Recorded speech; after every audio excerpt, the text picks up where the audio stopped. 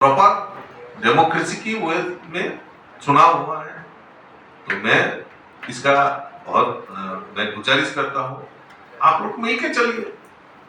थानसा ऊपर मारेगा, वो अत्याचार करेगा, वो डेवलपमेंट कैसे होगा? पहाड़ का डेवलपमेंट चाहिए, ये पहला मुद्दा है। इस मुद्दे पर हम लोग सब मिलकर काम करना है।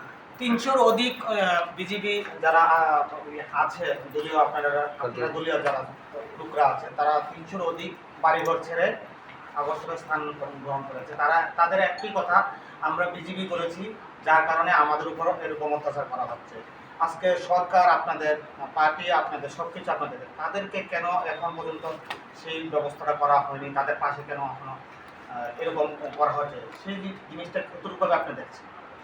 না না, ভারতীয় জনতা পার্টির প্রদেশ সভাপতি হিসাবে কার্যকর্তা আমাদের কাছে এই কার্যকর্তাদের মূল্যায়ন এবং কার্যকর্তার উপর যেহেতু হামলা হুজ্জতি হচ্ছে, সেটা অত্যন্ত নিন্দনীয়। আর এখানে বসে নিন্দা করছে এটা না, এখানে পার্টি অফিসে বসে নিন্দা করছে এটা না।